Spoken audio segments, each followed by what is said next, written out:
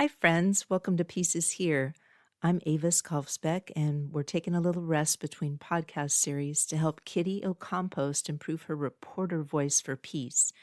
Kitty is a character I made up who's a little offbeat, a satiric smarty pants, and she's getting ready to report on a big story about peace, AI, and the future of the commons. It's called Control AI Disarm. At the end of these Kitty Reads episodes, and maybe longer, you'll also hear the Next Peacelands, a roll call of global armed conflicts and arms exports. If that's too much for today, it's okay to end early. But if you can stay, I hope you'll let it deepen your resolve for peace.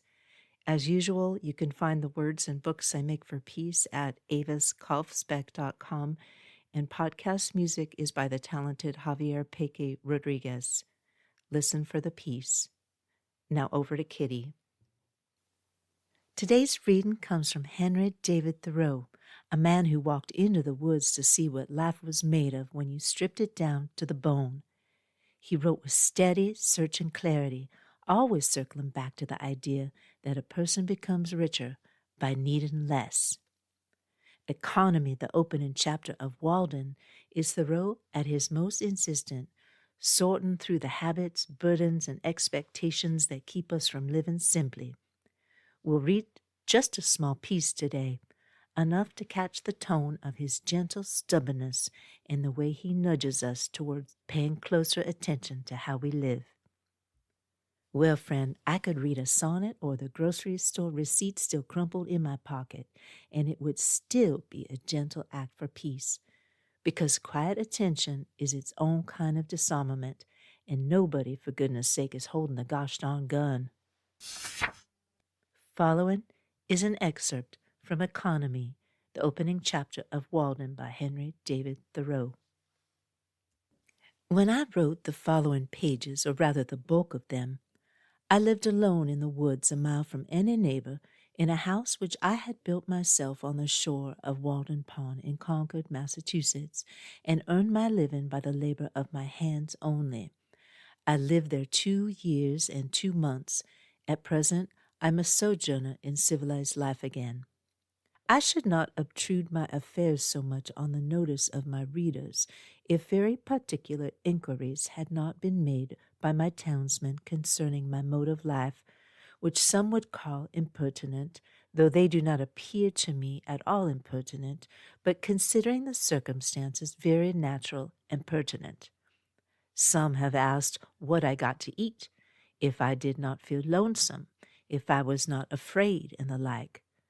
Others have been curious to learn what portion of my income I devoted to charitable purposes, and some who have large families, how many poor children I maintained.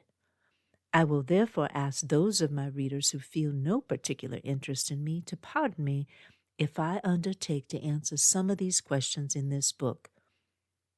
In most books, the I or first person is omitted. In this, it will be retained. That in respect to egotism is the main difference. We commonly do not remember that it is, after all, always the first person that is speaking. I should not talk so much about myself if there were anybody else whom I knew as well. Unfortunately, I am confined to this theme by the narrowness of my experience. Moreover, I, on my side, require of every writer, first or last, a simple and sincere account of his own life, and not merely what he has heard of other men's lives, some such account as he would send to his kindred from a distant land, for if he has lived sincerely, it must have been in a distant land to me. Perhaps these pages are more particularly addressed to poor students. As for the rest of my readers, they will accept such portions as apply to them. I trust that none will stretch the seams in putting on the coat, for it may do good service to him whom it fits. I would fain say something, not so much concerning the Chinese and Sandwich Islanders as you read these pages who are said to live in New England, something about your condition, especially your outward condition or circumstances in this world, in this town, what it is, whether it is necessary that it be as bad as it is, whether it cannot be improved as well as not. I have traveled a good deal in Concord, and everywhere, in shops and offices and fields, the inhabitants have appeared to me to be doing penance in 1,000 remarkable ways. What I have heard that Brahmins sitting exposed to 4 fires and looking in the face of the sun, or hanging suspended with their heads downward over flames, or looking at the heavens over their shoulders until it becomes impossible for them to resume their natural position, while from the twist of the neck nothing but liquids can pass into the stomach, or dwelling chained for life at the foot of a tree, or measuring with their bodies like caterpillars the breadth of vast empires, or standing on one leg on the tops of pillars.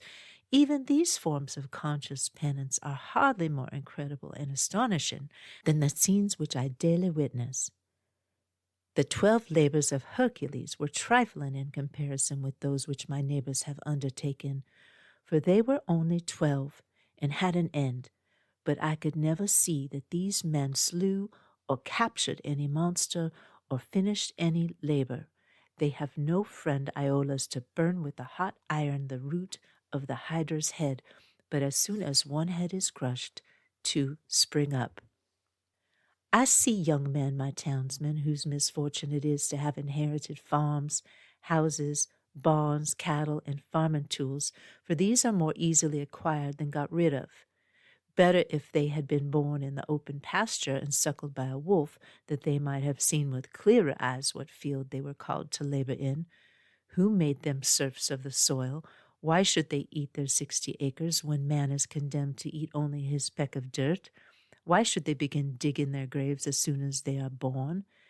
They have got to live a man's life, pushing all these things before them and get on as well as they can. How many a poor, immortal soul have I met well nigh crushed and smothered under its load, creeping down the road of life, pushing before it a barn 75 feet by 40, its organ stables never cleansed, and 100 acres of land, tillage, mowing, pasture, and woodlot. The portionless, who struggle with no such unnecessary inherited encumbrances, find it labor enough to subdue and cultivate a few cubic feet of flesh. But men labor under mistake. The better part of the man is soon plowed into the soil for compost. By a seeming fate, commonly called necessity, they are employed, as it says in an old book, laying up treasures which moth and rust will corrupt and thieves break through and steal. It is a fool's life, as they will find when they get to the end of it, if not before. It is said that Deucalion and Pyrrha created men by throwing stones over their heads behind them.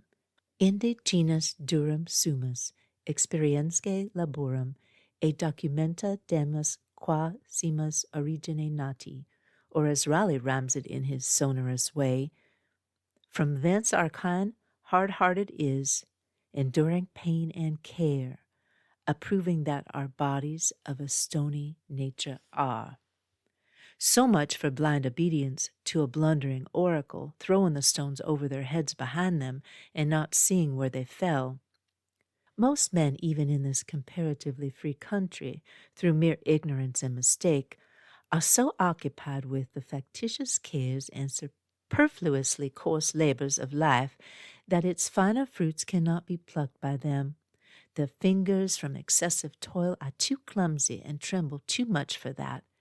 Actually, the laboring man has not leisure for a true integrity day by day. He cannot afford to sustain the manliest relations to men. His labor would be depreciated in the market. He has no time to be anything but a machine. How can he remember well his ignorance, which his growth requires, who has so often to use his knowledge? We should feed and clothe him gratuitously sometimes, and recruit him with our cordials before we judge of him. The finest qualities of our nature, like the bloom on fruits, can be preserved only by the most delicate handling. Yet we do not treat ourselves nor one another thus tenderly. Thank you for listening and allowing me to practice Kitty's reporting voice for the big story ahead, Control AI Disarm. Now stay with me a few minutes longer if you're able for the next Peacelands.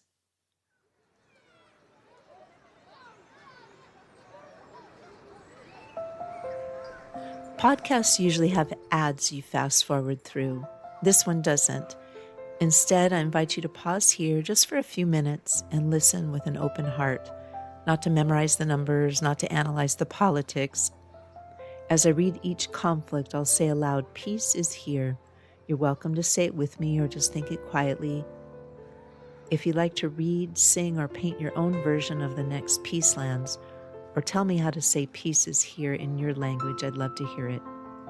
This is the Next Peacelands.